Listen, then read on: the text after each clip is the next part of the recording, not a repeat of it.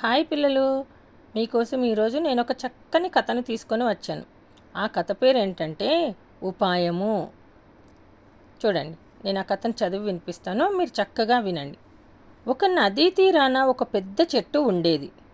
దాని మీద ఒక కాకి గూడు కట్టుకొని పిల్లా పాపలతో హాయిగా ఉండేది.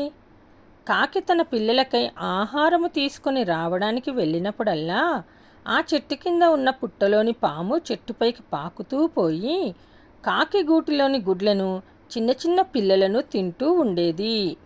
అప్పుడేమైంది?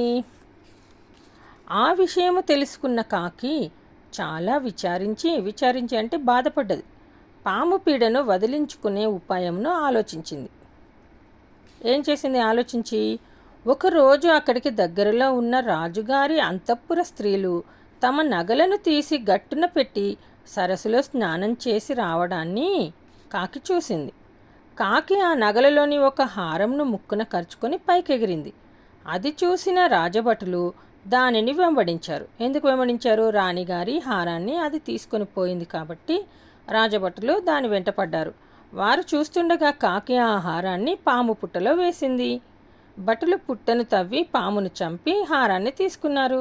భటులు ఏం చేశారు? ఆ పుట్టను తవ్వగానే పాము బుస్సున బయటకు వచ్చింది. బయటకు రాగానే భటులు ఏం చేశారు? ఆ పామును చంపేశారు. చంపి ఏం చేశారు? ఆ పుట్టను తవ్వి హారాన్ని తీసుకున్నారు.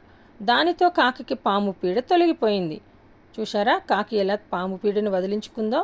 ప్రశాంతమైన మనసుతో ఆలోచించి ఆపదలను దాటడానికి ఏదో ఒక ఉపాయం దొరుకుతుంది.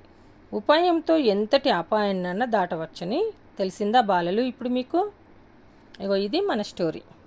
నచ్చితే లైక్ చేయండి, షేర్ చేయండి, సబ్స్క్రైబ్ చేయండి. ధన్యవాదాలు.